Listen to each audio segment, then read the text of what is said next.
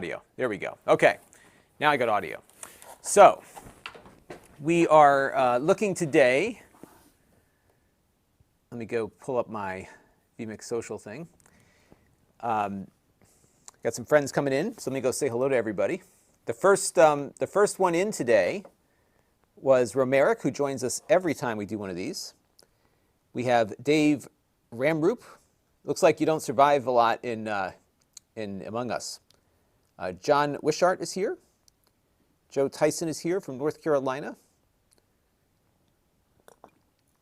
Sorry, it's Dava, not Dave, sorry. Nick for Sopa is here. Mark Dell is here. I got audio now. Thank you for letting me know. I had my mute button on my mic. Eric's Variety Channel is the earliest one he's been to.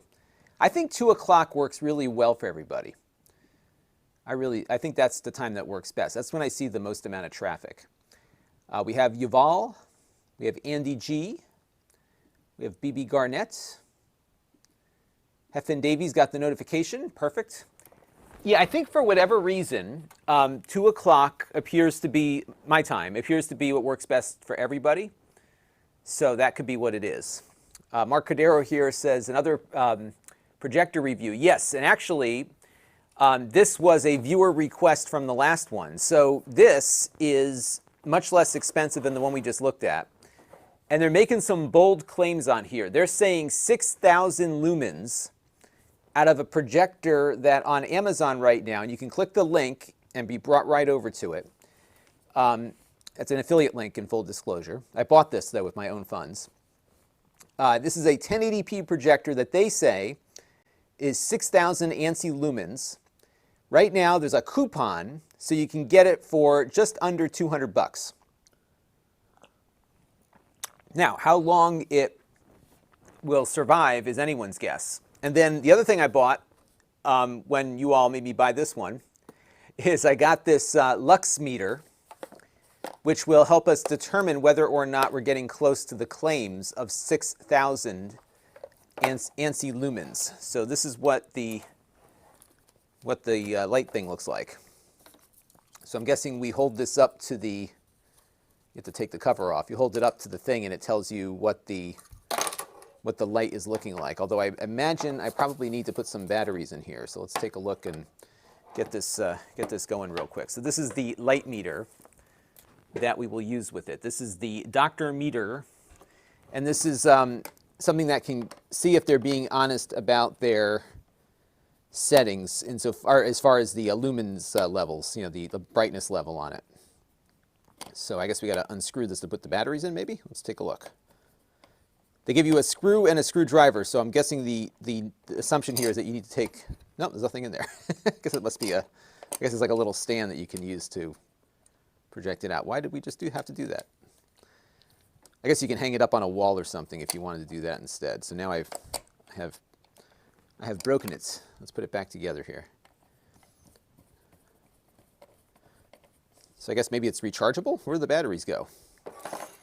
Because it doesn't feel like it's got any batteries in there. Yeah, there's nothing turning on. Do we need to read the instructions? Is his next question. Probably. So let's take a look here and see what we have to do. I can be a D-meter super user.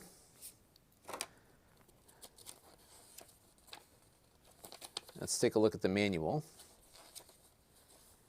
Blah, blah, blah, blah, blah. Where do you put the batteries in? Or do you have to plug it in? Okay. 9-volt battery. Of course it needs a 9-volt battery. Oh, it says it's underneath the screw. I didn't see a battery under there, did you? Do we have to do this all over again? Let's try that again. See, this is why you watch me, because I am completely unskilled at this. Yeah, I figured I would get a light meter just because, you know, all these projectors always say that there's, like, see, where do you put the battery? There's no battery slot in here.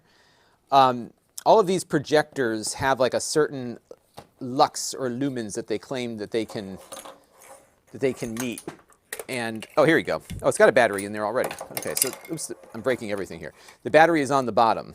So there is a screw, but the screw is not screwed in. So I'm not sure if that's some kind of safety hazard or not. And the battery cover just like falls right off. So the battery is in there, but it's not connected. So we just have to connect the battery. And we'll get going here. All right. Mark Dell's asking, is this the super bright one? Yes, this is the super, or this is the one they claim is super bright.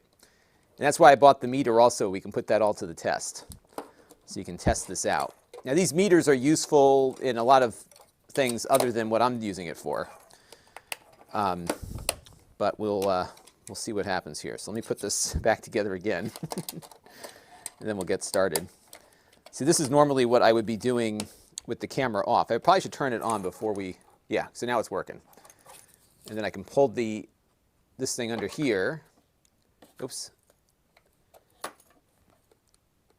Okay, so apparently that's maxing it out, huh? Let's see. There we go. Oh, I see there's a range. So you can set the range based on what it is. So right now it looks like my studio lights here are like 2,000. Yeah, so you have to keep hitting the range down to get. This is times 10. So this is like 32,000, right? So that's what that's about. All right, we're getting there. Okay, so let's put this thing back together for the third time. And then we'll go from there. Yeah, so they screw down this part, which is not the battery compartment, but they don't screw down the battery compartment. So the battery compartment kind of floats in the air, which I guess is fine. It's not a toy, so you don't need that level of protection. It's not really a kid's thing. And then this goes back on like this. It's got a terrible plastic smell to it. I think it's this plastic protector that makes it stink like that. So we'll just put the whole thing back on here. I doubt this is waterproof. I think this is probably just protecting the device from being dropped. Oh, I put it on the wrong way. Hang on. If there's a wrong way to put it on, I will find it.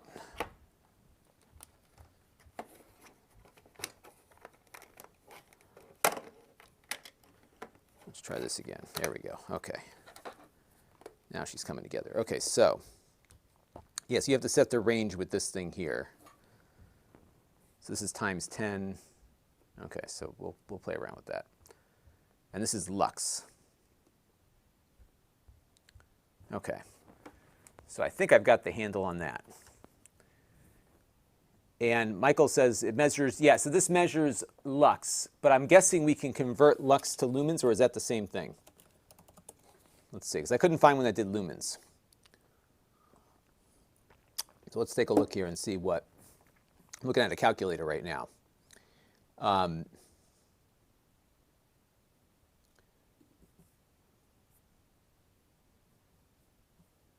So if we say 6,000 lumens, that's 196,000 lux. So it should go to the maximum range on this is 200,000 lux. So it should go to like the maximum of what this can detect, if it does in fact work as advertised. But we will see when we play around with that.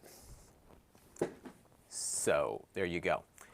All right, Jeffrey Powers is joining us. Instructions? Bah, yeah, we don't need any instructions here. That's right. And Amazon customers started following us. Thank you very much for that. All right, so I guess the next step is to unbox this thing,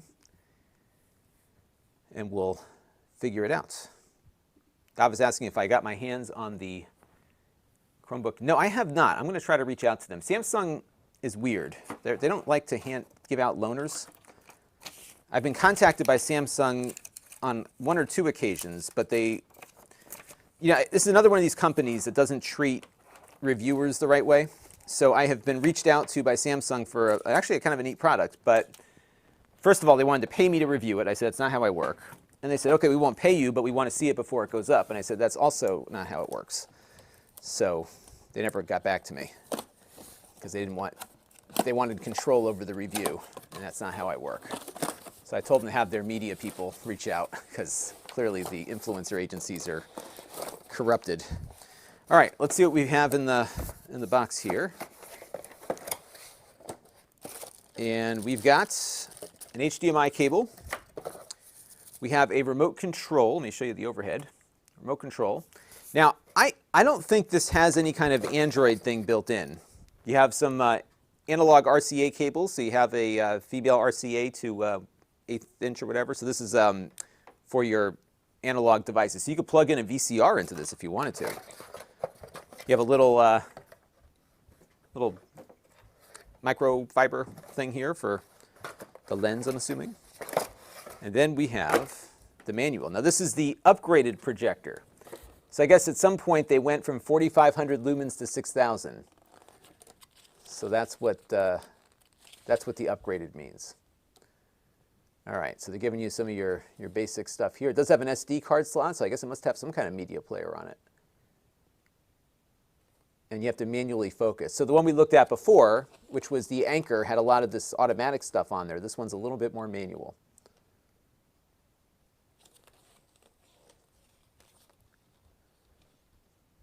All right, so the native resolution is 1080p.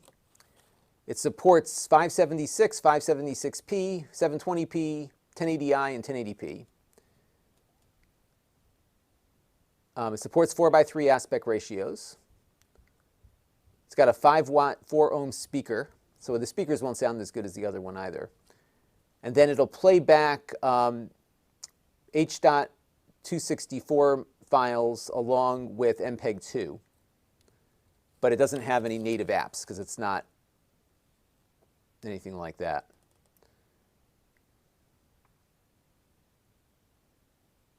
And they're giving away free gifts if you make positive reviews for them. Another one of these things I don't like. Okay, we'll talk about that in the review. So we do get an HDMI cable. The remote here, I'm guessing, is just to switch sources. You've seen, we see remotes on projectors all the time, even if they don't have smart capabilities. And PB Carnet says, no 8K. And Michael Russo says, my live stream is on the Amazon page. Yeah, this is how it works. So when I'm doing one of these reviews, I tag the products that I'm looking at. And in the course of that live stream, it shows up live on Amazon. Isn't that cool? So we often get a lot of neat interactions with people who are just who happen to be on. This kind of reminds me of the old Gateway 2000 boxes. You'll run into people that are actually just out shopping and come across this. And everything that we're going to judge on this projector is tempered by the fact that it's super inexpensive. And one thing we won't really have a good idea about is how long it will last. Because there's no, I don't think there's a replaceable bulb in this. All right, oh, so here is, my goodness, this thing is large and in charge. It is very plastic. Not the highest quality plastic, but it doesn't need that for the price point, right? Let me give you the overhead view here. You can see what we're dealing with. So here we do see the JimTab. Let me zoom in a little bit, give you a better look at that. So, you know, price point wise, I mean, granted we haven't turned it on yet, so we don't know exactly what we're in for here.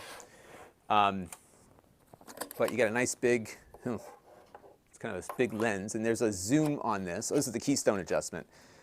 So there's a focus, and then there's a keystone, but there's no zoom. And it feels like very, very cheap, which is what you're paying for here. You're not paying for much. Now, remember, the other one we looked at, and a lot of the more advanced projectors will have auto keystoning built in. So this one you have to adjust it manually. Then you've got a little stand down here that flips down. Oops, that just came off. So this is not going to be, like, this is something where you can't just put it on a tripod. So that other projector was much more compact, so you're going to need something to kind of get it settled. But the good news about non-auto keystoning is that you don't have to worry about a lot of image processing going on. So potentially the latency on this will be less. But we'll see for sure in a few minutes. Now what I also need to figure out is what are we going to connect to it to test out some of its initial capabilities. So on the floor right now, I have a whole bunch of video players. And let's see, why don't we plug in, I think I see my Google Chromecast, the one with Google TV on it. I saw the remote for it. Let's see if I can find the rest of it, because that might be what I plug in. I also have the Apple TV, I think, down here. I don't think I brought that back upstairs yet, so we could try that too. Let's see if I have it in the cabinet here. Because there's no Android on this, so you got to plug something in to play anything back. Let's see. Well, I'll hook up something. I got plenty of things to connect to it. So we also have the Fire Stick. Maybe I'll plug that in. Let's get that going. I really got to clean up this place. This place is a disaster. I did a whole weekend cleanup. The problem is that when I look at stuff like this, it takes a long time to put things together. So, as far as putting the review together, so you can't move on to the next thing so quickly. So that's kind of what you run into. All right, so I'm going to add my NDI camera to the mix here. And we'll get going. And this is the JimTab projector. Now what I need to do is get my PTZ camera functional here, so give me a second on that, folks, and we'll get moving on this. Just got to get the IP for the camera. I forgot to set the fixed IP on it, so I always get tripped up with this.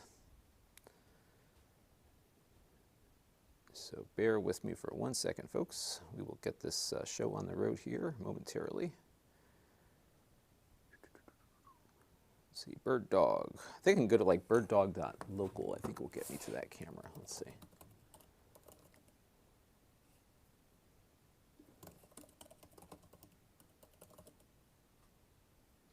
Negative. Okay, hold on a second, folks. We're almost there. I just got to track down the camera's IP. Here it is. It is. That wasn't. It's on the network, but I don't know what the IP is. Give me one more second here, folks. We will track this down and get cooking. I suppose I could boot up my other computer and look at it on there. So we'll do that real quick. Because I have a camera down on the other end of the studio so we can see how this works. And the first test is going to be with this plugged in. We're going to have this plugged in to plugged in with the lights on, just to see how it does. Let's see if we can pick up yeah, we're good. It got the same address from last time. Okay, cool. So we're going to zoom out, get that camera positioned properly. And the white balance is a little bit off, so I got to go adjust that, I think, on the camera settings, but that's okay. All right, so now we've got the wall. And let me just readjust the white balance settings, and then we'll get going on this.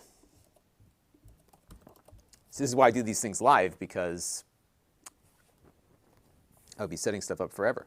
Brian Parker is here. Hello, Brian. Yeah, so Brian, this one might be the one you might want, at least according to what they say. This one has the brightness that the other one you got didn't have. So we'll see, though. I mean, they're claiming a certain level of brightness, but we don't know how long it'll last for. It's called the JimTab, just to give you a sense as to what they call it. So let me just set the white balance here to auto. And that's much better. That's much better. Okay, so now we're going to hook up this thing and see how it does. So let me go give you this shot, and we will set up the projector, and we'll see how bright the image is, and then we'll plug in something into it and see what we get. Oh, by the way, in case you're curious as to what we have for inputs on it, there are. Oh, look at this. It's got you got 5 volt here, so we can actually power the Fire Stick off of the USB here. So I guess this one is power, this one's for a memory stick, and then you've got 2 HDMI inputs. So that is not bad. So let me go hook it up real quick, and then we'll figure out what we want to plug into it. But what's handy is that I can I can connect pretty much anything into it and power those things off of it. And I just found the dongle for my other thing here. Okay, so let's get that going. Now I'm about the same distance from the wall we were before, so I think we're at about 72 inches right now. I'll measure that out again in a little bit. And we'll just get the power going here. Hello. And we'll see how we do with this one. The power cable is not long, so that's the extent of it. So you're going to need to get a longer one, or you're going to need to get a power strip with a good long cable length to it so that it can reach. All right, so we're going to plug it in, and we're going to turn it on. And hopefully it doesn't explode. Okay, hit the power button. And nothing's happening yet. I got to hold it down. There it goes. So the fan is quite loud. And we're going to need to prop it up a bit here too. And I'm going to focus it. There we go. All right, and then we're going to adjust the manual keystone. So definitely a no frills kind of experience here out of the gate, folks. And what I also have to do is find a way to prop up the bottom of it because, as expected, this is not going to give us enough height.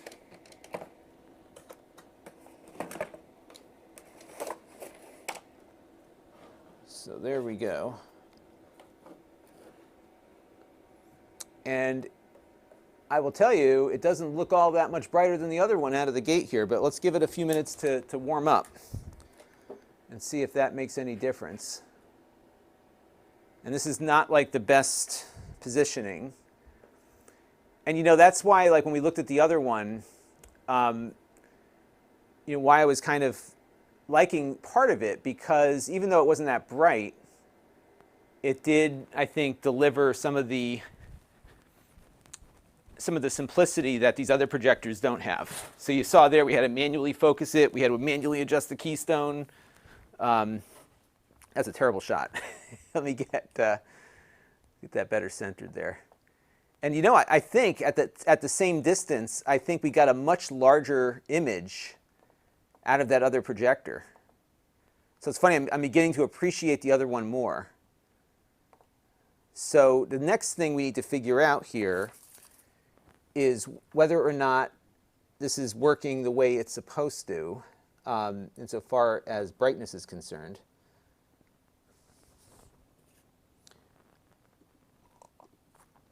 Yeah, here's another one. This is a good example of the review, the fake reviews, right? So out of the 23 of the 98 reviews, they say you can barely hear the fan. Yeah, I'm across the room right now, and I'll tell you what, I hear that fan. It ain't quiet. Okay, use contrast 0, brightness 6D, and sharpness 50 for the best picture. All right, so let's take a look and see if we can adjust that. And I got to find apparently some batteries, because they don't give you any batteries for the remote control in here either, unless I'm missing something. Let's see. Yeah, no remote control batteries either, so we got to go hunt down some AAA batteries to get into that remote control. But I will say, out of the gate, I am not impressed with the brightness here. But we're not going to pass judgment yet. We got some more testing to do. And I'll tell you what, that fan is loud. It is blowing hard. And that's unavoidable on a projector. It's just, they just get hot. Especially the ones with traditional bulbs. They get really hot. All right, so let's go and look at what our options are. Let's crank the brightness up. It doesn't look like it's getting any brighter, even though I'm moving the brightness up here. So I'm just going to crank it up. Let's run it at full brightness, assuming that's the brightness of the bulb. Now granted, I've got my lights on in here, and that's on purpose, because I guess it's a little bit brighter. But I've got my lights on purpose here because we were trying to see if the brightness claims live up to what they say this can do. And I'll be honest with you, I am not seeing it yet at all. All right, so let's turn the light off.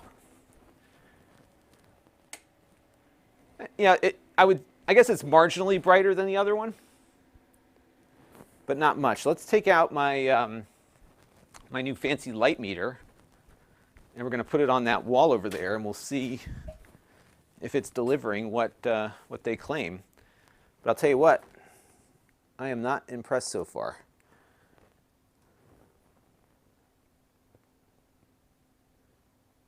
Brian says, I'm 50 miles away and I can hear the fan.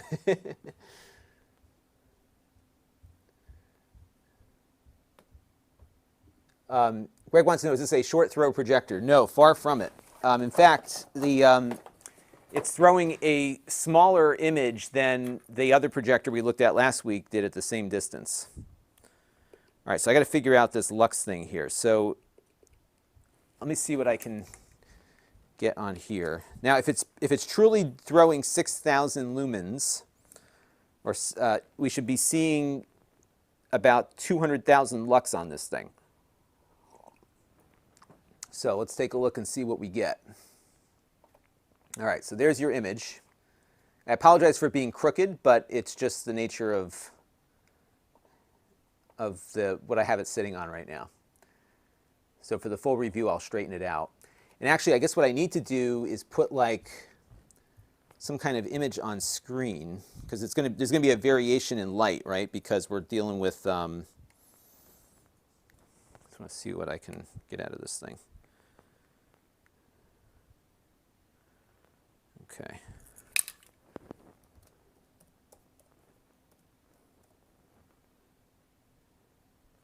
All right, so.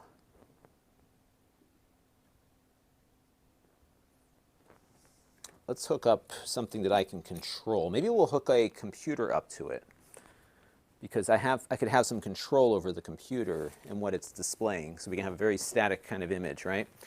So let's go find my little Surface Laptop Go, and we'll plug that in. And we're going to need an HDMI cable, and we'll see how this does. Although I will tell you, I am not quite blown away here. Given the claims, I was expecting I mean, there's no way that's a 6,000 lumen projector. No way. All right, so let's go plug in the computer over there, and we'll see what we can get going here.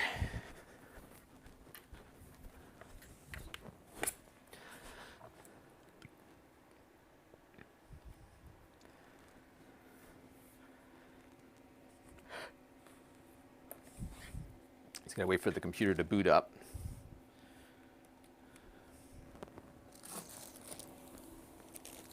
But hey, you know, if this helps save some people some money, I'm all for it. I mean, it's not a bust, don't get me wrong. I will say I've seen these inexpensive projectors before, and sometimes you'll get one with, you know, like with dust under the lens, and I mean, it doesn't seem like there's any real quality control issues.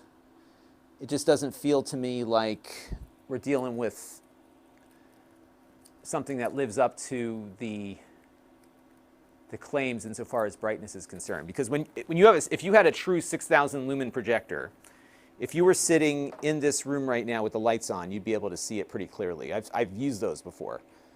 And I have a projector in my back room, I think it's an Acer, that actually looks pretty good.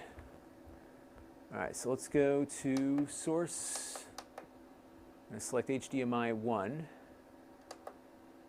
Let's see what we get here.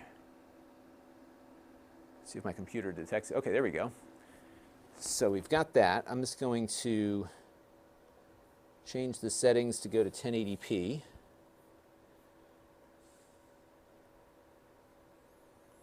Okay, this is actually a useful exercise. Oh my God, the color temperature is awful.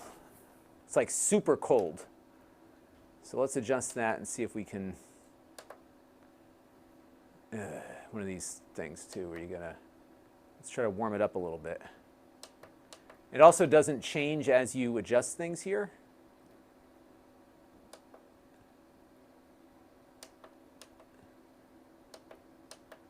So I'm gonna go to warm.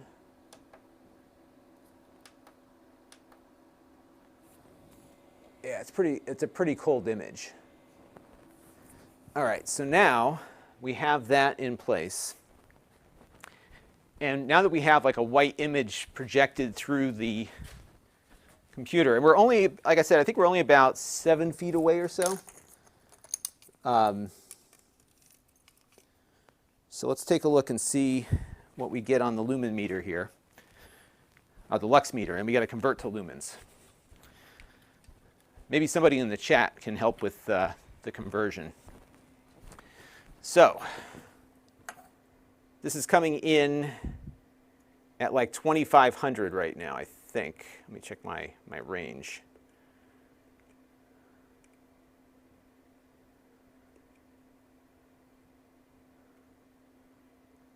Actually, less than that. Yeah, right now it's 260 lux. That's even lower than the other one we looked at. Let's just put it up to the, put it closer here. So right here,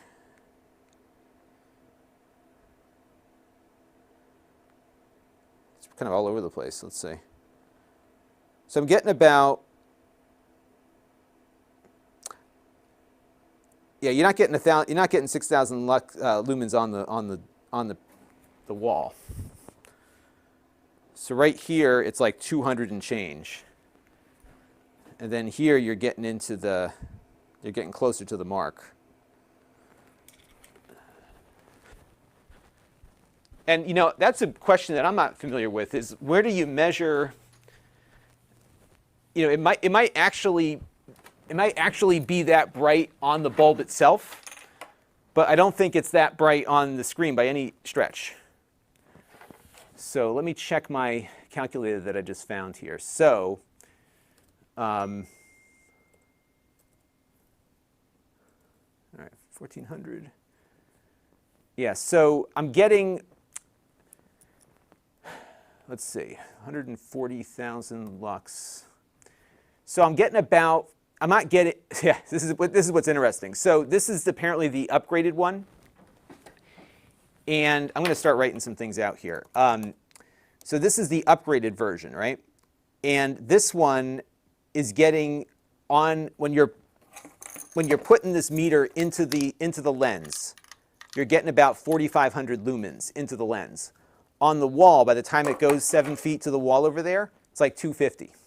And it could be, of course, there's some light coming in from outside, so it's not, but this thing is nowhere near what they're saying it is. Hang on, let me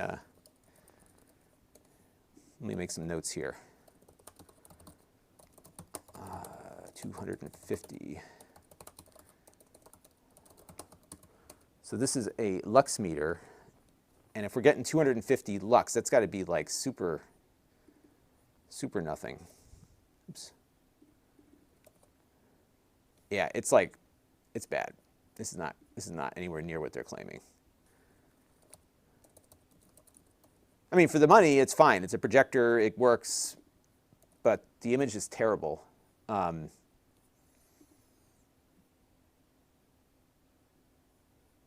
Yeah, I would not recommend this one. Matt is saying, I'm acting surprised. I know, I was hoping, people were talking about it, like, oh, it's great, you should try it out. So, yeah, it's just not, it's not cutting it. Mark is wondering, do we have the other projector to do a side-by-side? I do, actually. I could probably hook it up, too, because the tripod is still over there. I could probably put them right next to each other. That'd be kind of cool, wouldn't it?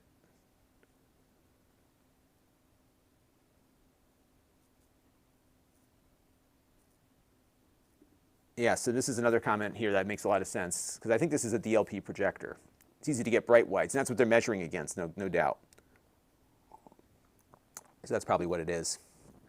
Heffen also has the Surface Laptop Go. Yeah, I really like that Surface Laptop Go. It's been a great laptop. I am really really happy with that. Yeah, let me get the other one hooked up real quick, because the other one I still have over here. Now this is the one we looked at about a week ago. And so when you ask why is this one so expensive, well, look at the difference in what you get. So I think this one is around $600 or so, but it's compact, better speakers. It's not that bright, just like the other one wasn't bright, but it's brighter, right? It's got a battery built in. It's got an Android thing attached. Not great, but it is what it is. So let me go hook this up real quick, and we'll take a look and see how this one compares, right? See if it's any better or worse. So let me go bring that over there. This is the one that Brian let us borrow to review. And we can put them side by side and just kind of get a feel for the brightness. And the fan is a lot quieter on the Anker one. So it really comes down to a matter of industrial design, right? I mean, it's you're paying for the design that goes into it. Now, I will say that at this distance, they deliver about the same size. So my initial impression of it not being the same size was wrong. And I'm going to get this positioned, and I can actually have the camera go in two different directions here. You know what's funny is that the Anker is just as bright. So let me get the image back up here on the screen. And hopefully we'll leave, it won't go to sleep so quickly.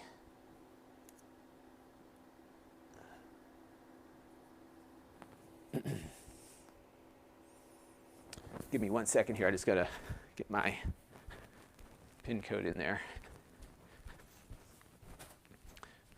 But they actually look about the same brightness. Oh, I didn't have my screen up. Okay, that's fine. Give me 1 second here, folks. I'll get it up on screen, and you'll have a good sense of what both look like next to each other. Okay. Okay, there we go. Oops. All right, so now we've got both next to each other. Now they're showing different things, but you get the idea. Now the Anker is in its lower brightness mode right now. And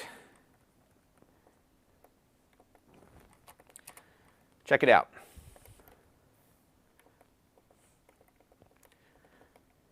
I mean, they look almost exactly the same to me. So I'm guessing it's a matter of like, where do you read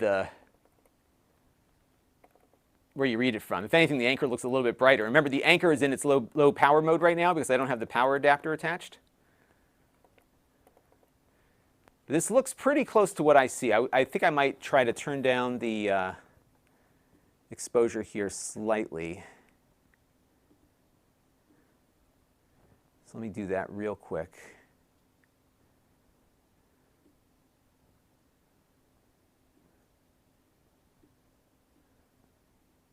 I'm just trying to get it close to what I see with my eyes right now. I think that's about right. So that's the JimTab, and that's the Anker. So they're thrown about at the same level there. And the Anker has a better quality image, and it's the same brightness. Granted, the Anker costs twice as much, but there you go.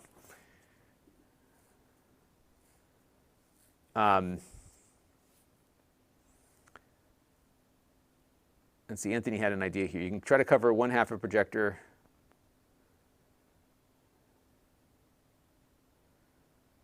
And then play the same content. Well, that's not a bad idea. Might be a kind of a fun way to play around with it. I don't know if I'm going to have the ability to engineer that. But yeah, I'm just not seeing it here. So yeah, BBR, they claim 6,000 lumens, which is true if you hold the light meter up to the.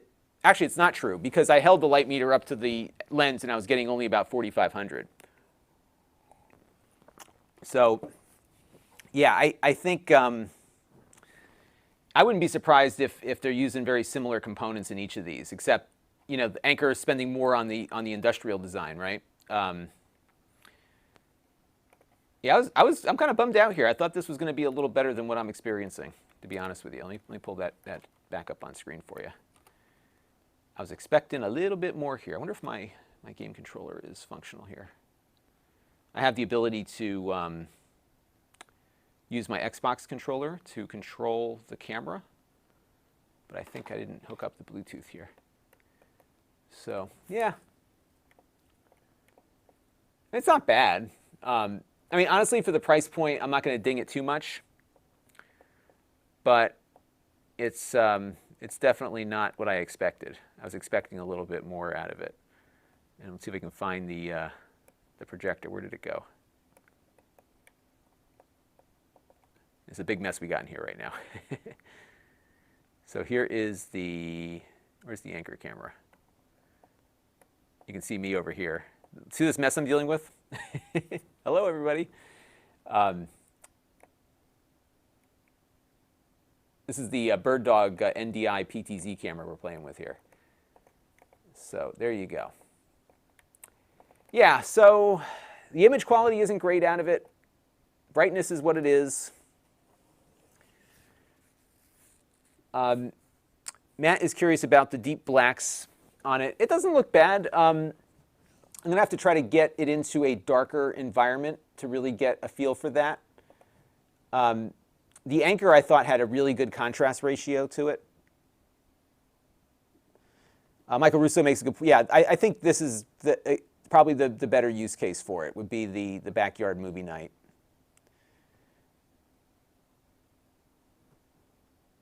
And I think that's the case. What we should probably try, though, is we should probably hook up the analog NT console to it and just see how it does with some light gaming on it, just for the heck of it. And I'm also having a hard time finding a good focus. That's the other thing I kind of liked about the anchor, is that it focuses itself, which is really cool. So let me get that focused real quick here. And we'll try that out real quick. All right, so we're going to pull the... It does get pretty warm, too. You know, it's funny, the anchor did not get very warm in my testing earlier. All right, so now we've got the NT Mini console hooked up to it. And let's fire this sucker up. And we'll see what we get here. Okay, so this is 1080p at 60 hertz. But I'm really having a hard time getting a sharp focus out of this. I'm going to try to adjust it a little bit more, because now we have something that we can focus against.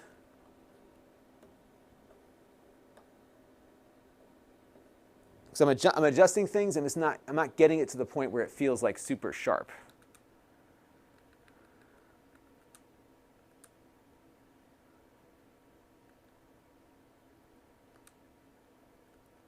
Let's go into my place, little Super Mario Brothers 3. That'll be a good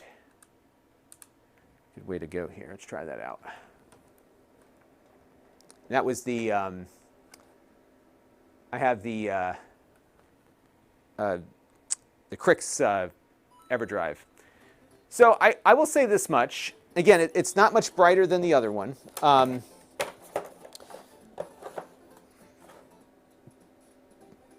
But the image looks pretty good here. I'm not a big fan of the keystone adjustment on it, but it's a little crooked. I will say that the input latency does not feel as bad on this as it did on the anchor, because that was a big issue we had with the other one, right? Hopefully you can see all this. Let me just double check and make sure you're seeing what I'm seeing.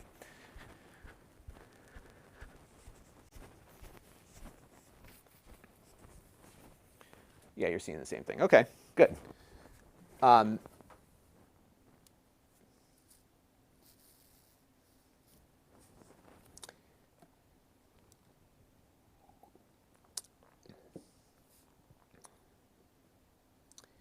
So Mark Dell's asking about the anchor and the split screen, or the keystone. Yeah, we did turn off the keystone on the anchor. This one doesn't have any automatic anything, so I think that makes it work better. I could probably split it out to both, but to be honest with you, looking at it, they look almost at the exact same level of brightness. Honestly, like I'm looking at both here. There's like, if it was brighter, I would say that there's a noticeable brightness difference between the two. It is pretty much spot on between the two. So I think Anchor is a little more accurate in their assessment there.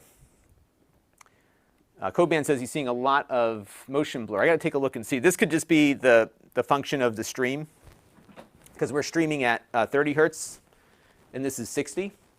But let me go back over there and see how it looks as we keep playing with things. Yes, you all can see that. I apologize for being crooked. I suppose I could adjust the camera and make it less crooked. It's on kind of a wobbly table right now, so that's partly why it's a bit crooked. Let me see if I can get it into a better spot here. Well, let's see. But yeah, I could probably split this image and then try to do something funky like that. Yeah, you know, I'm getting a little bit of like a little frame lag. I saw it a little minute. Yeah, see that? There's a little bit of a jump there, which leads me to think that. Let me just double check the settings here. Yeah, we're at 1080p 60. Okay. The speaker doesn't sound bad. It doesn't sound as good as the Anchor does.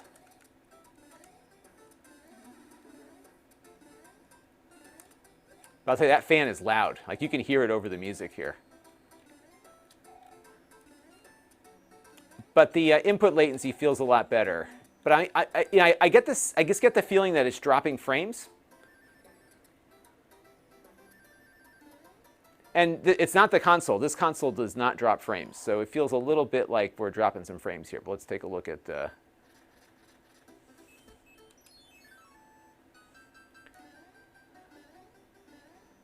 see, right now it's okay.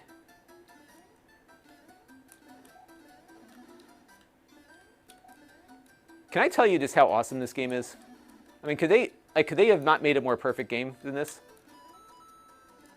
So, funny story. So this came out in the U.S. sometime after the Japanese version came out, and my local video store got the Famicom version, and so they were renting out the Famicom version and an adapter. It took a lot of coaxing to get it to work, but we were able to play it like months before it came out in the U.S., and we thought we were so cool to have that privilege. As you can imagine, this was the hottest rented game at the video store. And what's funny, too, is those Famicom cartridges look so different. It was just like a whole different world in Japan.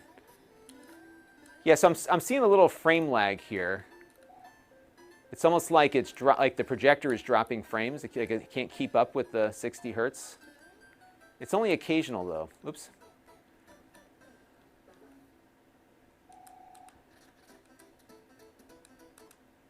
Try something else here. Let's do Super Mario Brothers 1 here and see if that has any impact here. I like these games because if you're having input lag, you're going to feel it here. But this feels pretty good. I'm going to say it's not as good as like my OLED TV or my gaming monitor, but it doesn't feel bad. Like the Anchor, you could feel the latency. This is not as prevalent. And I'm not seeing a lot of motion blur either. So if you're seeing blur, it's due to the nature of what we're broadcasting here. But I'm seeing glitchiness to the video image. So as I'm scrolling fast here, occasionally I'm seeing but yeah, I'm able to play this game, which I couldn't really play before. Yeah, see that? You probably don't see it on your end, but I'm seeing it on mine. So it's not like a smooth image. It almost feels like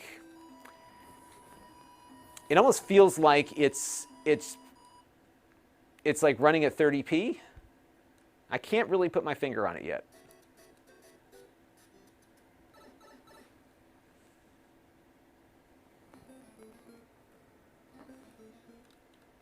Let's see.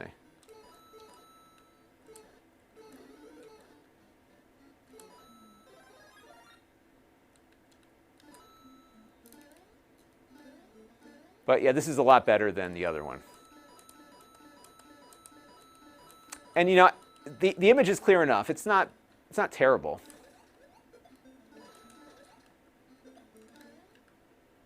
Although I think if you had finer details, like, all right, let me go back to the table here and see what else is on your minds.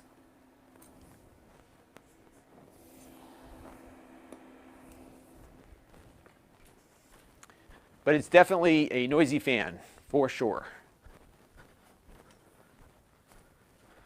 Okay. Oh, how you all doing? Okay, let's see what we got here. Michael says, we have all the lumens. Yeah, all your lumens belong to us. That's what they say. All right. Michael says, the colors look dark and washed out. It doesn't look as bad to me over there. It looks, it's a little hard because we're shooting a wall with a camera. But it is not great. Maingard says, compare side by side with 1080p from a BenQ or an Optima. Yeah, I guess it really matters where you're measuring the lumens from. And Anthony Gwynn says there's another projector that has the same exact plastic housing called the Venkio V600. I think there's an issue with it skipping one frame every 60 frames. It is definitely a skip frame that I'm experiencing on that. So, yeah, I mean, this is one of those things where if you're looking at this for the backyard, event, you've got people coming over, right? Watching a movie outside, probably do fine for that. But I'm not feeling it on this being a 6,000 lumen projector as they are claiming. It is far from that bright. And even when we had the light meter up, like right up to the lens, we were getting the 4,500 lumens out of it. And you'll know, like I don't know if you've ever looked at a projector that's properly marketed, but, and I remember, geez, back in 20 years ago, seeing projectors that could work in a daylight or in a lit room,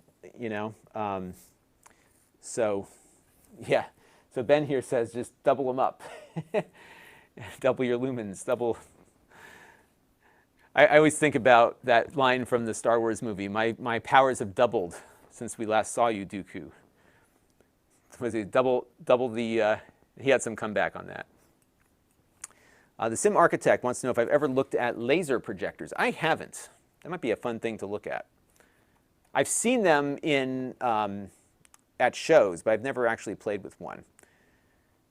And Buckmaster makes a good point. If you double the lumens, you half the black level. That's always the trade-off, isn't it? This is not a home theater projector by any stretch. Codeman87 says, do the movies and that's it. Yeah, it's not something I'm going to see as a good gaming opportunity. I mean, honestly, like, here, I will say this much. It's not as bad as you think it might be.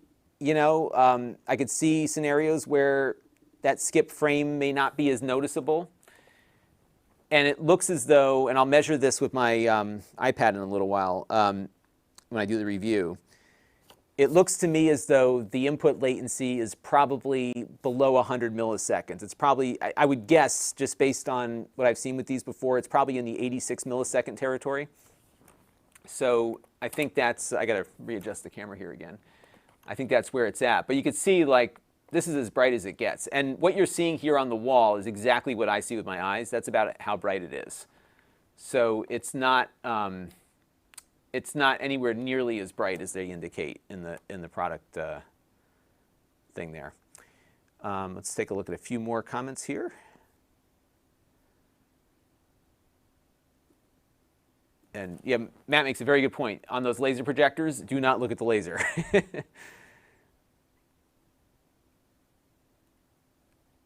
You do not want to look at that laser. I played with, I was at a show in, I think it was when I went to Germany, in Berlin. It was either in Berlin or at CES, I can't remember now.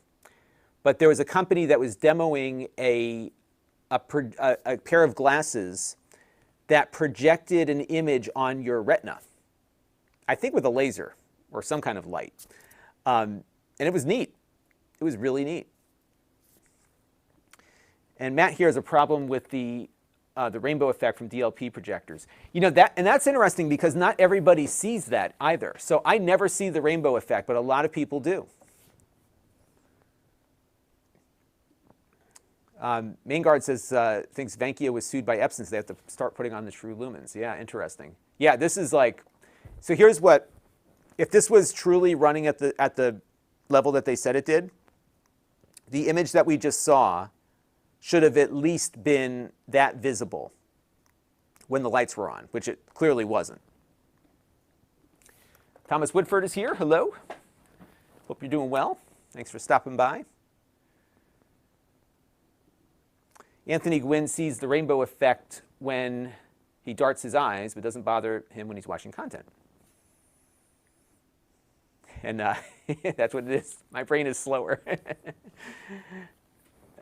I have more input lag in my old brain. It's probably true. So here's a great question. And let's put the price aside for a moment, okay? If we were to put price aside, my choice would be the Nebula. And the reason I would choose the Nebula is that it's easier to set up and the speakers are better and you've got a battery on it. So you've got all those things kind of working in your favor.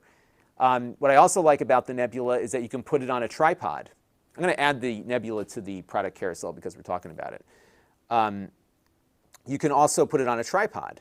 So if you have the camera on a tripod or the projector on a tripod, you have a lot more that you can work with on it because you can get it to the height that you need without having to stack stuff up on top of it, right? So that's how it goes. Ed the Nerd has it down here. The old not cheap projectors being tossed out at work is still the best cheap option. That's it. And what's funny though is that the bulbs on some of those projectors will run you almost as much as what a projector new would cost. Anthony Gwynn would go with the Nebula also. Yeah, I think if that Nebula was a little bit brighter and it had Android TV built in, it would be a real winner. But I'm appreciating the Nebula a lot more now that I've looked at this one. That said, let's say this summer you're going to have friends over and watch movies outside. Either one is fine. And for $200, it's fine, this one, for watching a movie or something. And it's going to be better if you want to play a game outside too, because I haven't measured it yet, but the input lag is noticeably better on the JimTab. Ann Gwynn is here on Amazon. Hello there. We're just taking some questions here.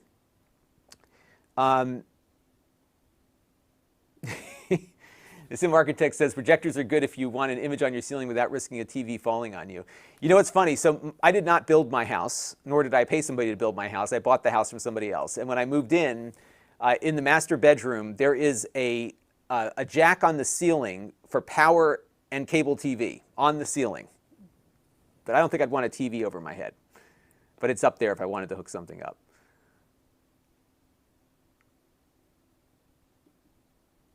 And then Anthony Gwynn says, the Nebula Portable has Android TV. Right, so the smaller one has Android TV built in, but it's more expensive. Actually, is that a bigger one, the Solar Portable? I haven't seen that one. And Recipe Bob doesn't have a wall big enough to justify it. Yeah, Matt's talking about the bulbs. Yeah, so a lot of these cheaper projectors are using LED light to project out. So I don't even think you can replace the bulb if you wanted to, but you just can't get the LEDs as bright as one of these halogen bulbs you'll have in there. And you got to be really careful when you replace the bulbs because the if you get your finger grease or oils on the bulb when you put it in, it actually shortens the lifespan because those bulbs get super hot. In fact, when you are done with a traditional projector, after you turn it off, you got to let the fan keep running until it's shut down because you don't want to move it while the bulb is still warm, even when it's off. And the nerd says he strives to put jacks in his walls that confuse future owners for years to come. Well, you know what's funny? When I was in college, we lived on an on-campus apartment, and they made the mistake of when they built this dormitory, they didn't make it out of brick; they made it out of drywall, and you know, standard construction for a normal kind of house. And so they had one cable jack in the apartment, and there was 3 bedrooms. Was there 3 bedrooms? Yeah, it was 3 bedrooms. There was 2 singles and a double. And so rather than having a cable wire strewn across the floor to each bedroom so we could all watch TV in our rooms, we cut holes in the wall. And then at the end of the year, we bought a bunch of jacks at Radio Shack and just put more jacks on the wall so we wouldn't get dinged with the cost there. So that's it. And Matt here says, if you move it, it goes kaboom. That's right.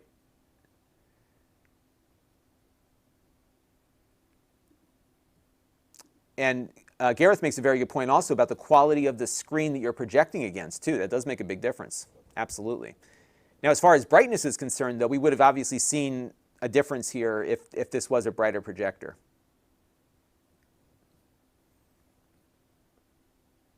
And by the way, in my house, when we had this, talk more about those putting jacks all over the place in the house.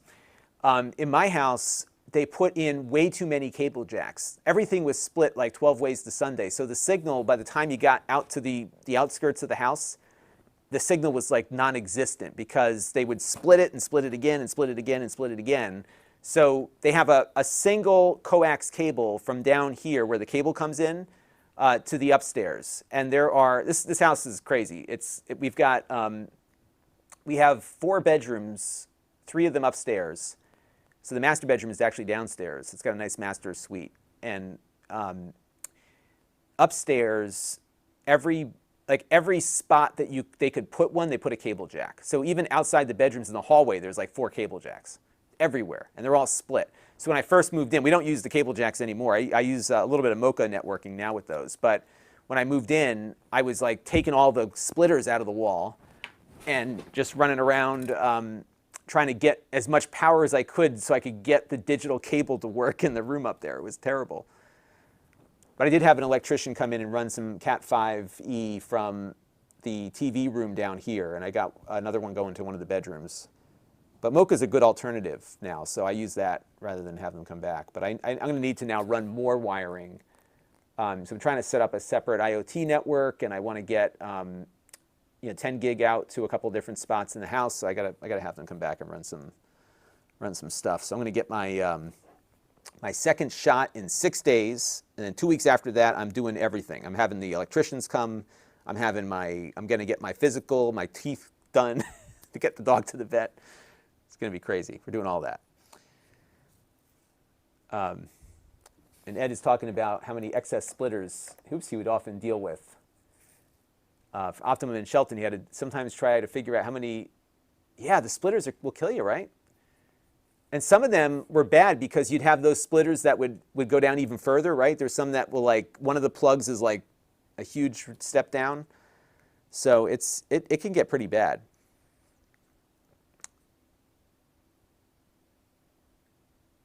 And Matt's talking about one of his neighbors had a trough urinal installed in the bathroom. That's awesome. You can have some fun if you know you're moving out, right? Yeah, so I was hoping we'd have more wow, this is a great deal kind of thing. But, and this is one of those areas where you've got to here, let me pull this thing up on screen so you can see what let's look at what they're marketing here. So I'm going to pull up my vMix capture, and I'll show you what the marketing is on this. And so this is an area where you've got to temper the price versus the performance, right? So let me just close this out over here.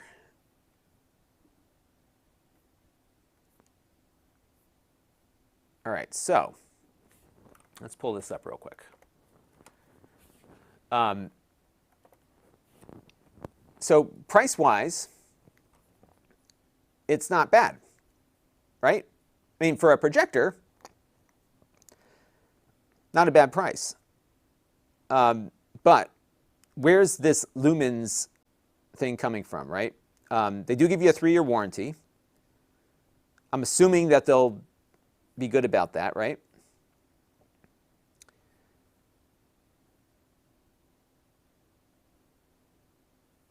But like, where are they measuring the lumens? And what measurement are they looking at? Because remember, all we got out of it when I was putting that light meter right up to the lens, we were getting 4,500, not 6,000. And it says they're claiming a 5,000 to 1 aspect ratio. I'll give them that. It's hard to judge aspect ratio or contrast ratio. But this is totally BS. There's no way.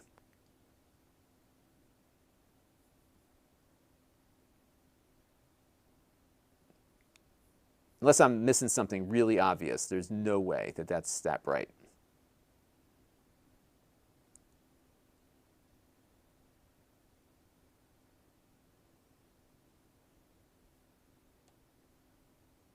And they've got their multi-speed fan. And it does make some noise. So they're being relatively, again, it's hard to say whether or not it's really 50 dB or not, but I could definitely hear it across the room.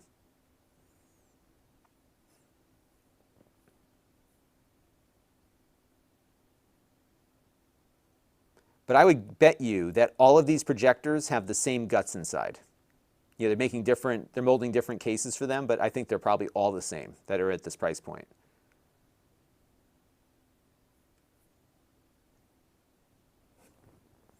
So that's my 2 cents on that one. What do you all think?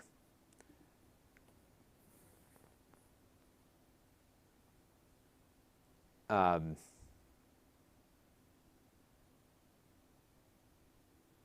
just looking through the list of the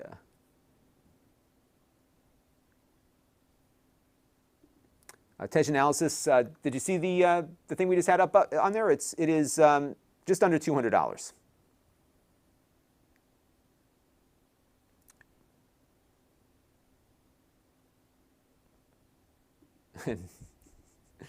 Yeah, it is what it is. It will project an image on a screen. It's not nearly as bright as they claim. If it was really 6,000 lumens when we had all the lights on, you'd be able to see it perfectly clear. But that is not the case here.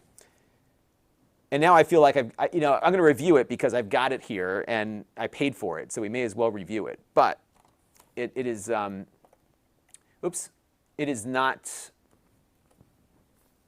what they claim it to be.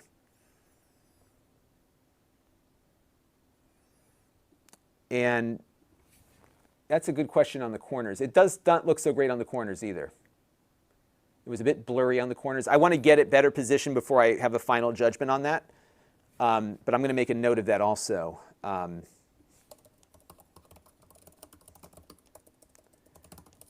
But in looking at it from the computer image that we had up there, it didn't look that great. So I'm going to definitely investigate that a little bit further. So thank you for that suggestion. On the reviews, let's see.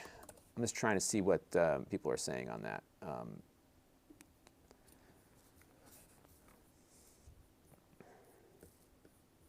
If anyone's talking about the brightness.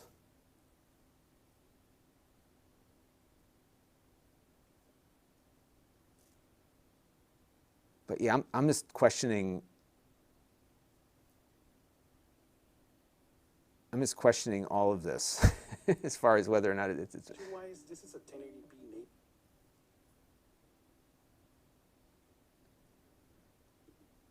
I mean, I think if the lights are off, it's okay.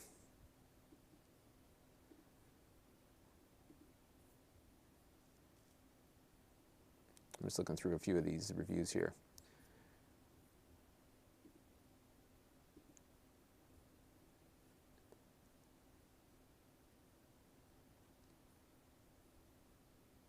Yeah, so, I mean, I need to spend a little bit more time with it, but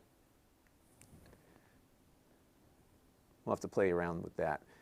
Mark Dell wants to know, how bright does my lux meter say the more expensive one is? I need to test it again and see what we get out of that one. I will need to turn the other one back on and plug it in, and then get like a bright image up, but I'll take a look. I have a feeling that it will, I have a feeling it's going to be about the same, to be honest with you, just based on what I'm seeing visually. Snake Eyes wants to know, does it have a keystone adjustment? It does, but it's a manual keystone.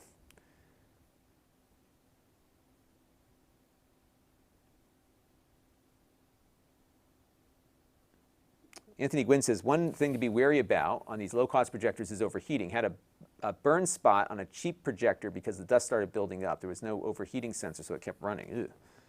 That could be a problem.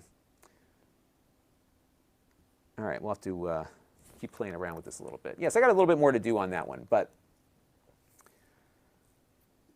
And Mark Dell says, yeah, I think the Nebula one is more accurate to the lumens, because what they claim on theirs, let me see, Nebula Mars 2, which is the one that we looked at before,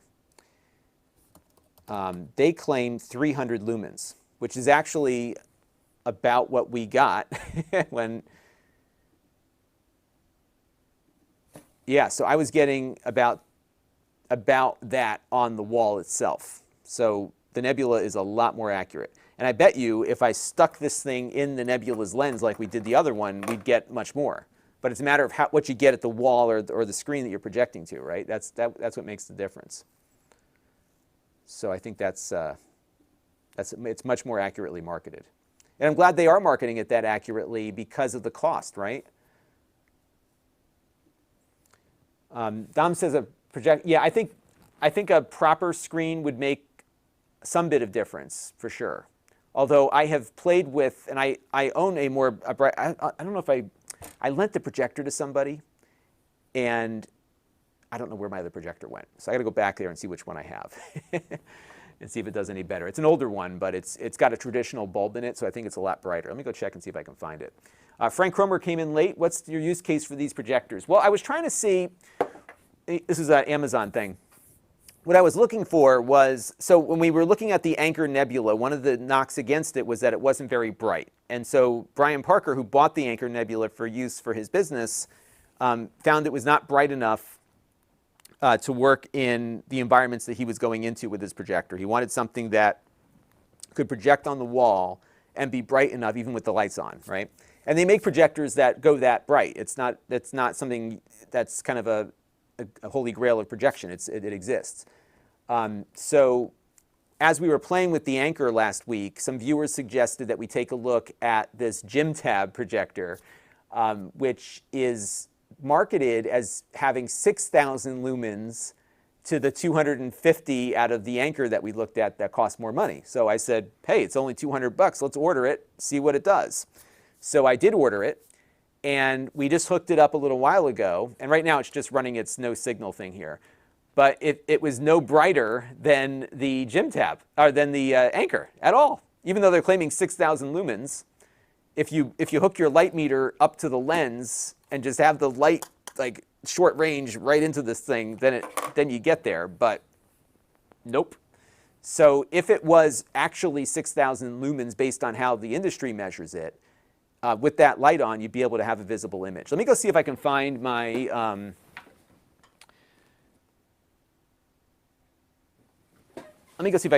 other projector and see what that looks like. And I'll try it out at night too. I'll definitely do a little bit more. I may lose you here, so hang on one second. Ow. Ugh.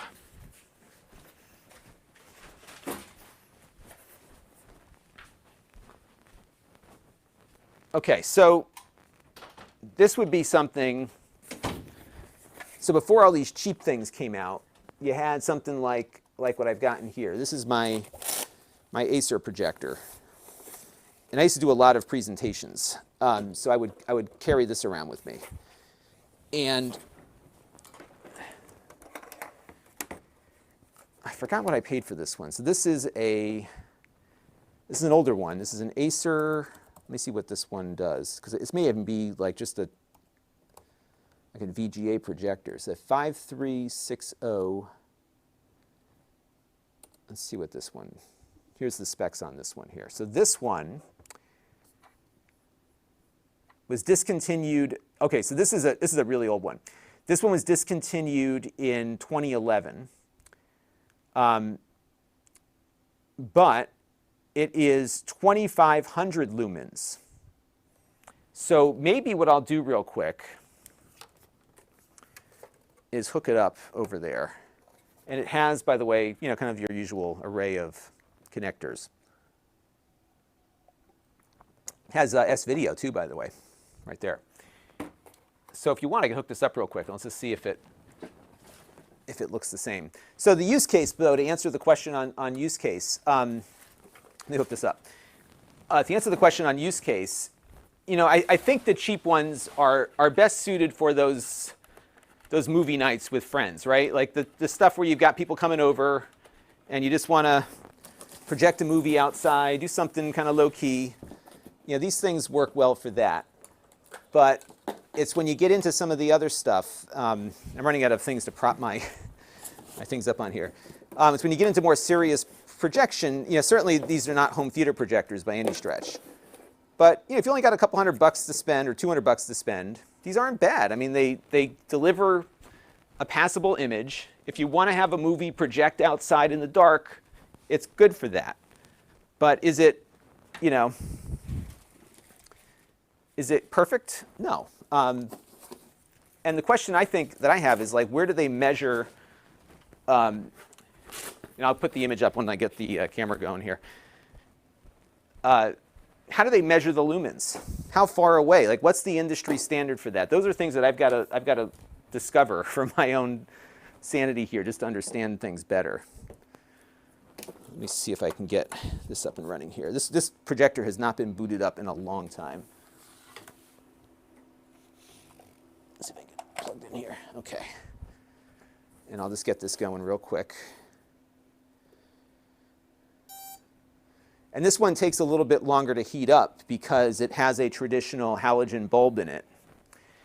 And what I will try real quick, you people get me thinking about these things. I'm going to do a quick splitter here. So I've got my splitter. I'm going to plug the splitter in. And we'll project the computer's screen out to both at the same time and see what we get.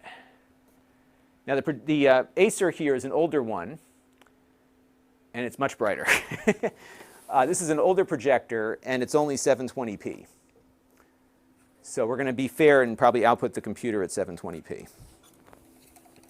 So bear with me for 1 second here while we get all this stuff figured out. And I'll have the computer be the output mechanism here.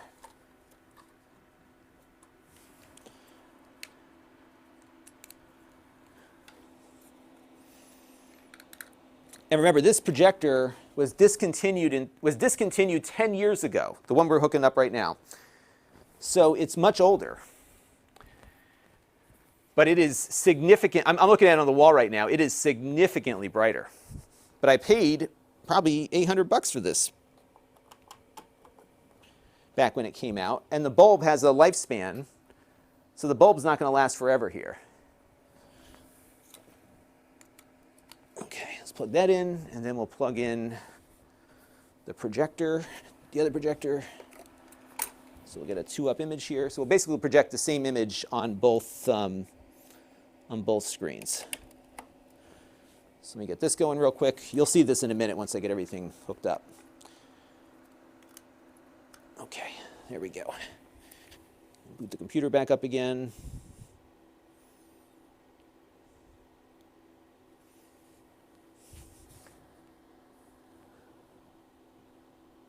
And let's do display settings.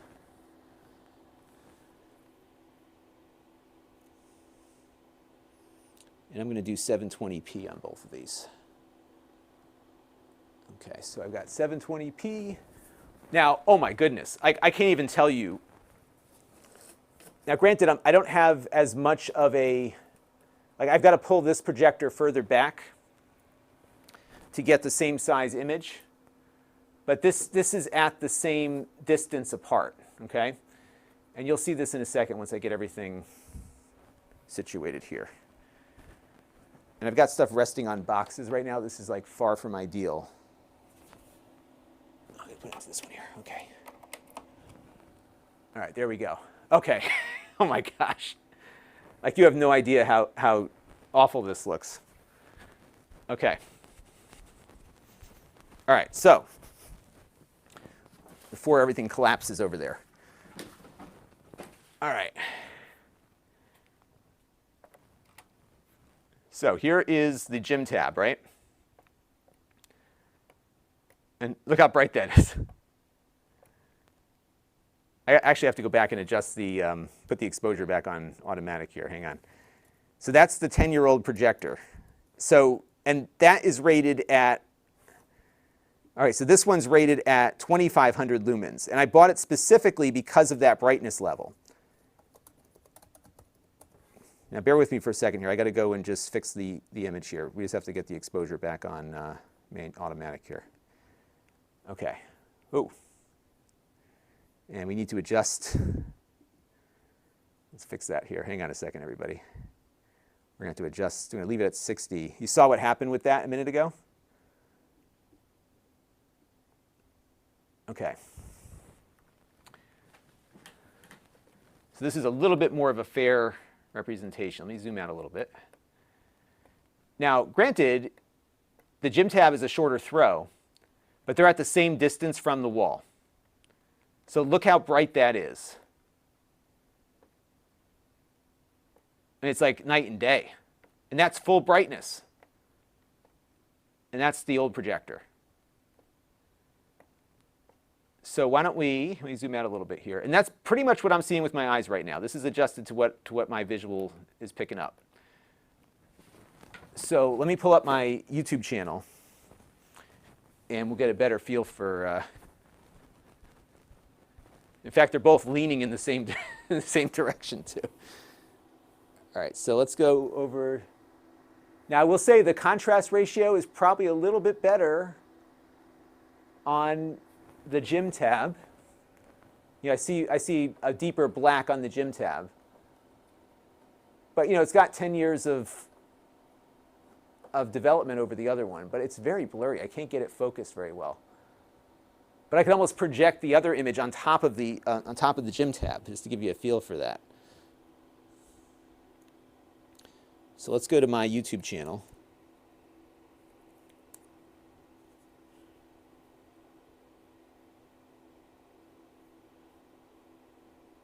We could be uber meta here, but I'm going to just do... Grammarly can help you write quickly and confidently, so you never have to slow down at work. All right, hang on. Stay on top of... Hey everybody, it's Lon.TV, and we're taking a look today at the 8BitDo Pro 2. This is an update of one of my favorite game controllers of the last 10 Okay, years. so It's a really nice mashup of the Sony PlayStation design with the Super Nintendo design. so same lighting, right? I mean, isn't that crazy or what? Add some things that we didn't have last year. We're going to look at the basics of the controller and explore some of those new features in this review. So there you go. In the interest of full disclosure, this came in free of charge from 8BitDo. However, all the opinions you're about to hear are my own. No one is And they're at the same distance. So you know, the Jimbo will give you a shorter throw. the price point on this is $49. This is definitely the But offering in 8BitDo's lineup. And what I like about this one is I mean, it just doesn't become apparent until you really look at the differences here. So that's 2,500 lumens. I don't know how they measure that. But if this was 6,000, this should be as bright as this one. Not even close. And this is a 10-year-old projector. This bulb has got some mileage on it, too. sticks all really feel identical to the prior model. So Feels a little better balanced. that is what you're looking at there. First, I got a super chat I want to thank somebody for. So we got a super chat from 200 Watt Studio. I'd like to see some $99 to $200 projectors online. They say stuff like hook up your phone, etc. I'm looking for one. Yeah, maybe we'll take a look at one of those next and see what we get. I'm not expecting much given what you can get out of a $200 projector, right? But we could definitely try track one down. If you want, email me at Lon@Lon.TV, a few that you're looking at. Maybe we'll pick a couple up and play around with it. So,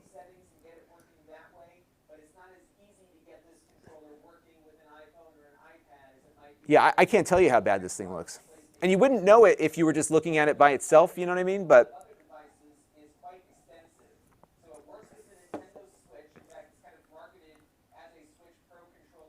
I almost feel like, is it worth wasting the time to even review this thing? You know?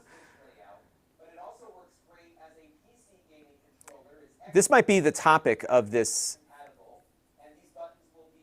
Okay, so David Nanos is asking, which one is the new one on the left? Okay, so the one on the left is the Jimbo one, the cheap one. The one on the right is my 10-year-old Acer 720p projector.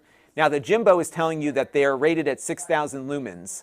The Acer is saying it's rated at only 2,500. And look at the difference. Now watch, I'm going to turn the lights on over there, okay? And look at the Acer with the light on, okay?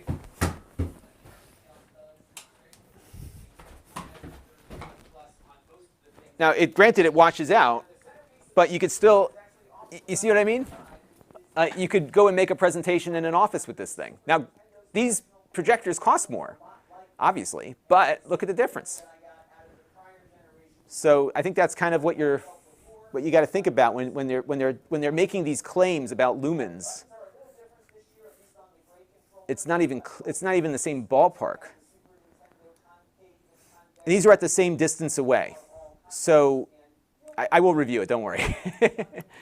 I'll definitely review this thing. It's going to be really, I think it's going to be more about the claims that the product is making here more than anything else. So the new one on the left is the LED. Yep. So the one on the right is the old halogen, and the one on the left is the LED one.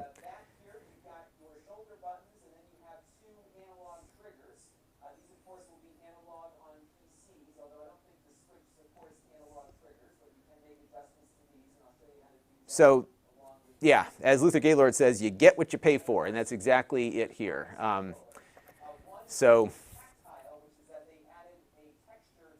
But it really, I mean, it's amazing, right? And like I said, the one on the right, it doesn't have as long of a throw, but they're actually at the same exact distance away. So I'll set these things up a little better for the review, just to get a better feel for it. But I remember when I was out looking for a projector back whenever I bought that one, geez, it was discontinued in August of 2011. It's got to be 10 years old at this point. I should check my my email when I bought this one. 'Cause I know I think I got one in from Amazon and then I bought one. Let me check and see here. Okay, so I bought this 10 years ago and it was like past its production date. So this projector is like well over a decade old. And it's still on its original bulb, but it's been used a lot. So I've loaned it out to people. The Rotary Club takes it all the time. So the bulb is actually probably less bright than it was when I got it.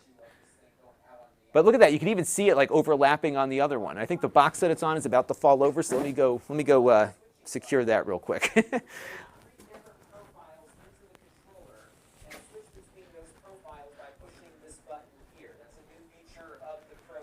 So yeah, I think we've got a topic here now, I think, for this. All right, so you can push the button and have a different profile for that game. Again, it'll store 3 in here. That's going to be a fun topic, I think.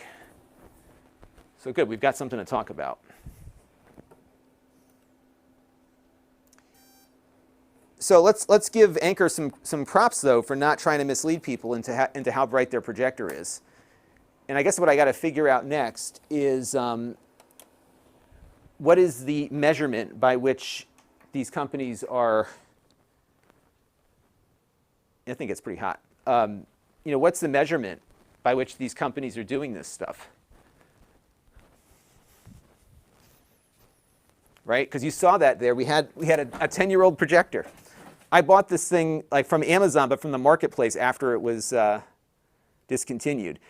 I will say that the contrast ratio on the JimTab is a little better. You can see it like when you have that black screen up, but not as good. Arf is asking, do I have a huge Nintendo for that huge Nintendo cartridge? Which one are you talking about? I got, those are standard NES cartridges back there. It's on the Amazon chat there. So, well, this is interesting. Yeah, I think that's got to be it. Like, what's the number that they're coming up with? The only thing I can think of here is that they measured it at the source as opposed to measuring it on the wall. You know, it's all in the measurement, right? So if you measure it, like if you put this up to the light, it's going to be brighter.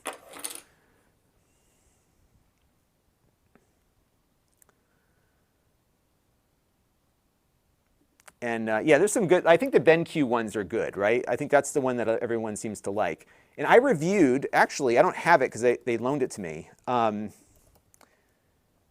reviewed a while ago. Let me see if I can find the one that I reviewed from BenQ. Yeah, so I reviewed the BenQ, this was back in 2017, the MH5, and we're in the same sweater in the review too, the M530FHD, which is a 1080p, and let me look at the specs on that one. So this is the rabbit hole that I go down, right? Because now we're like, this is interesting. Like, what is the measurement profile here? So they're claiming, and actually, yeah, this one was 3,300 lumens. And if you look at that review, do I have a review on Amazon? I must. Yes, I do. So here, let me pull this up for you all. I will show you. So this is I think this one's been discontinued. Yeah, it's a 2017 model. The 2020 model is newer, so I don't know if the 2020 is any different. Let's see. It's 3,500 lumens, so it's about the same brightness. It was big. I remember it being pretty large. But let's take a look at what I thought of that. So I must have an image of it up on the, yeah, so that was with the lights on. Let's go back a little bit here. What's funny, this is from like 3 years ago or 4 years ago, and I'm wearing the exact same thing right now. So, yeah, that was in the same light that you see right now. So you see how much brighter that looks? That was with my TriCaster. So here you go. That's me now, that's me then. I think I was a little thinner. What do you think? And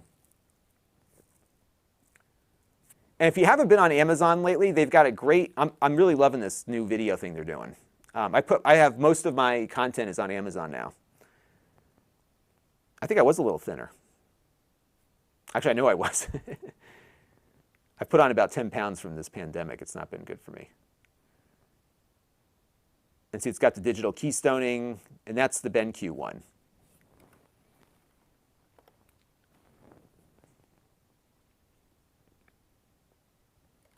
So there you go.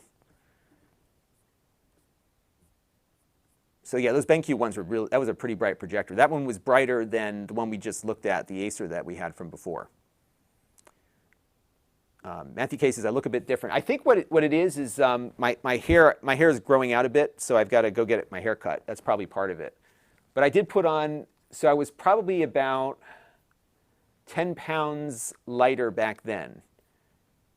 Except, and I'm not working out by any stretch, but back then my children were younger, now they're older, and I've actually put on, believe it or not, you put on muscle tone when you have kids because you're picking them up all the time. So I picked up a little, like, I don't want to say I'm a muscle man here. No, I don't work out. I walk around and do that, but I definitely picked up a little muscle tone in the upper thing just because I'm constantly carrying the kids around. Even the older, now that they're older, I still have to carry them around. Roger Kaiser says that the older sweaters never die. And actually, they call these jumpers in the UK. I never understood. People were like, oh, I like your jumper. I'm like, what's a jumper? It's a sweater. So there you go. And I will say that the weight that I've put on is due to the fact that I support my local restaurants. That's the justification, because we've been just ordering food in all the time. And actually, what was funny is some of our local restaurants got really creative because they were not happy with these delivery services kind of being predatory. So they put together their own delivery service just for the local area. And they all split the profits together. So it's like super easy to order from them. And it's cheaper than if you had to do like one of those DoorDash things or whatever.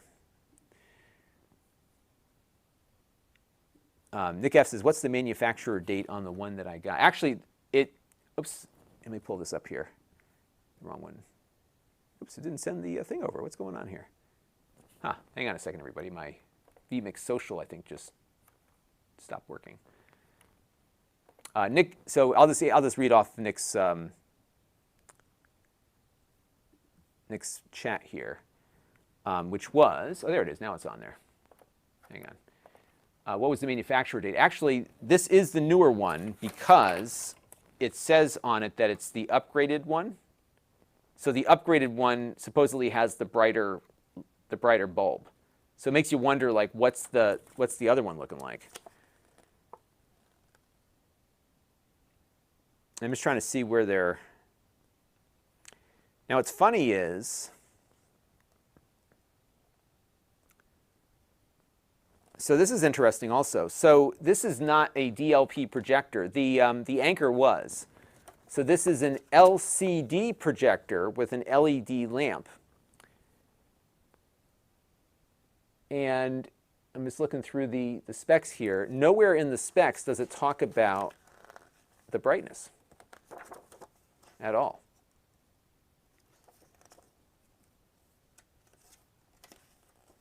So they don't even put the specs in their own specifications thing here. Oops.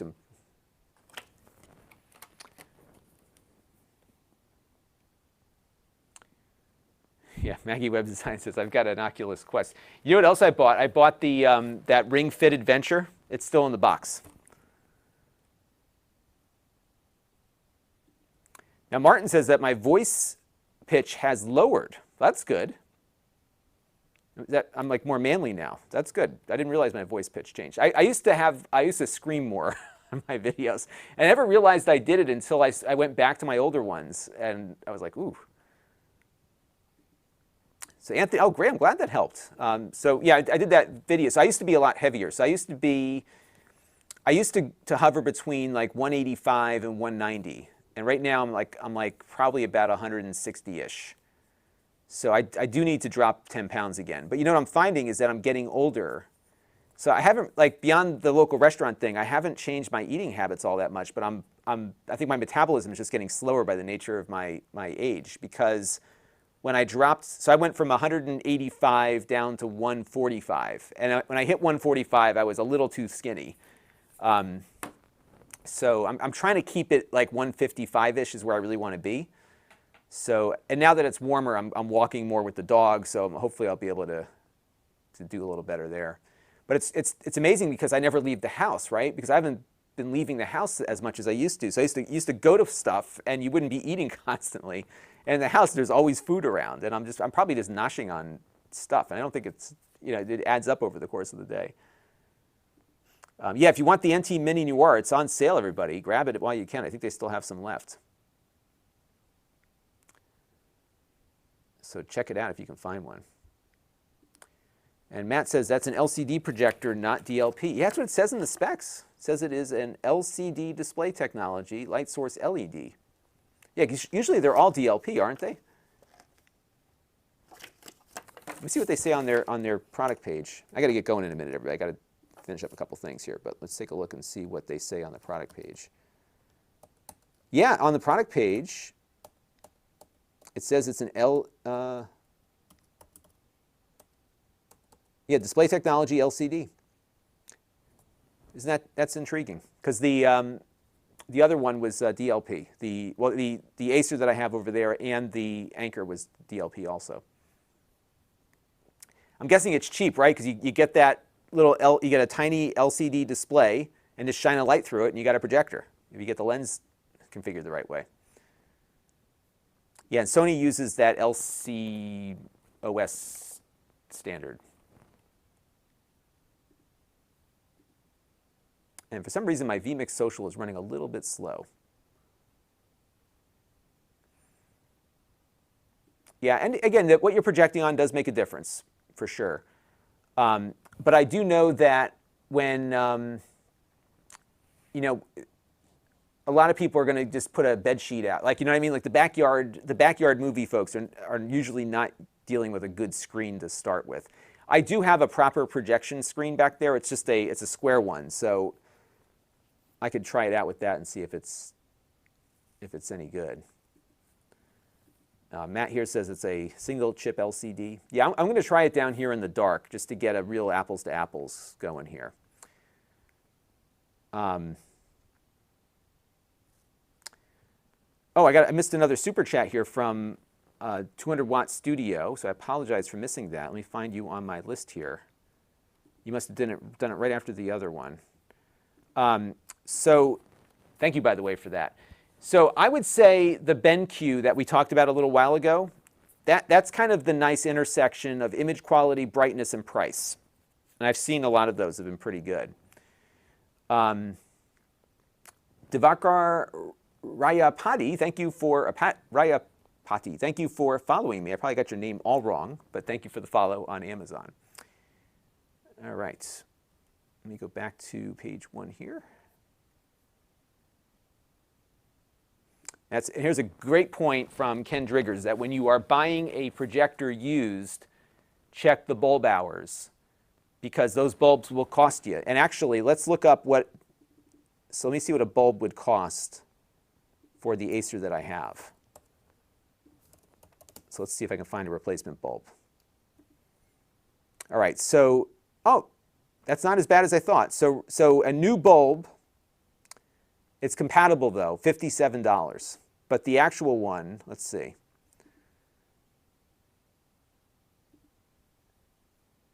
About $136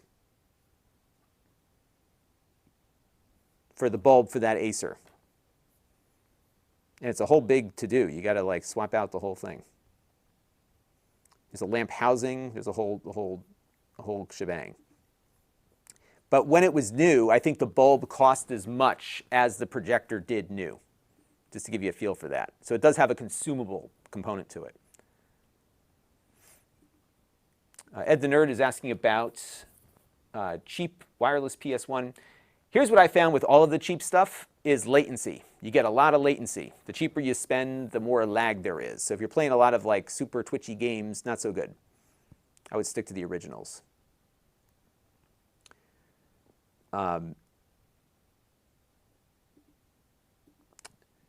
So Joe Dude's asking about the heat. Yeah, this one actually is pushing out a good amount of heat. So you'll want to keep that the vents clear on it, just like you would on a regular one. It's not as, so that Acer gets super hot because of the bulb. Not as hot, but it's still blowing out a lot of hot air. It's blowing out, so let's put scales together here of hot air. So I'm in the middle, okay? The Acer is over here, and the JimTab is over on the other side. And Matt here says, I wouldn't trust a non-OEM bulb. If one of those goes bad, you could have yeah, so there's a lot of safety issues to consider when you're looking at a bulb for a traditional projector. However, to get the brightness, you need one of those bulbs. It's usually the only way to get it. All right. Yeah, by the way, here's a great point from Bob here. He puts his on the garage door. So a lot of people do, you know what I mean? They don't really go out and buy a big screen. I guess they've got like inflatable ones, right? Let me look and see if I can find one. That might be a fun thing to review. Inflatable projection screen. Let's see what they have on Amazon for that. Oh yeah, so you can get, look at this thing. Oh, that's pretty cool. They got like a 14-foot, look at this one. Here, I'll pull this up for you all. And then I gotta get out of here, so I gotta do something for some consulting work before the end of the day here. So you have like these inflatable things. Check this out. They have like a 15, 16, 17, 20-foot. And it like inflates. So it's kind of like one of those bounce houses. But, oh, you can turn it into a soccer goal. Look at that. Does it all. Front or rear projection. I would wonder if there's a seam on the white. It looks like there's a seam on that.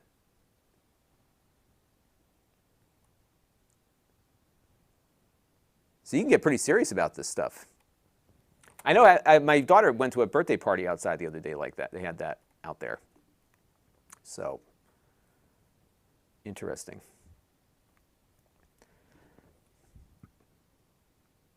Okay. And Joe says, we are, yes, actually, you all are very good consultants for me. So I consult for other people, and you consult for me. It's like, it's kind of funny how those things go. And Matthew K says, yeah, you can also float on the projection. Like, think about that. It's a soccer goal, a projection screen, and a pool float. And you could probably fit the whole family and more. You could have, like, your whole extended family on one float. That is a good thing. All right. Well, I've got to run because I got to take the dog for a walk. I got to do some of my other work here. I have to edit. Oh, I got to edit something still, too. So I've got an edit for tonight to get up. So I've got a whole bunch of things going on. So I'm going to go do all of that. I am probably going to shoot the projector thing tomorrow. I've got to set up the room a little bit more for that. And so I got a lot of work to do. There you go.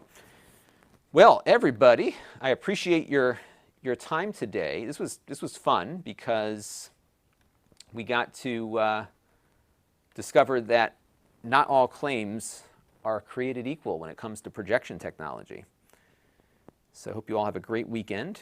Thank you, the Sim Architect and Joe Dude, for your thank yous. And yeah, I will be back. I'll probably do something over the weekend. We'll see. My in-laws are down from Boston, the cousins, and my kids will be just playing over there. And we've got to get that water drone in the water. So I got a lot of stuff going on here. So we'll get it all figured out. But yeah, thanks everybody for hanging out with me for a little bit. That's been the one fun thing about being stuck at the house here. I can do these live streams and connect with everybody. So I do probably about anywhere from two to 3 to 4 a week. So if you want, click on the link in the video description. Mark Dell's been great about helping out, getting those out there to you all. And head over to Amazon and follow me there, because sometimes I'll just pop on randomly on Amazon and just crank out some stuff real quick. So there you go. All right, everybody. Yeah, this will be more of a cautionary tale about cheap projectors. So that is where it goes. Red Hornet is setting up an insert studio now. Cool. All right. Yeah, Mark H. wants me to do a review of the Ring Fit Adventure. That might be kind of fun, maybe. All right. All right, everybody. Thank you all for hanging out with me, and I will catch you all on the next one. See you later. Bye.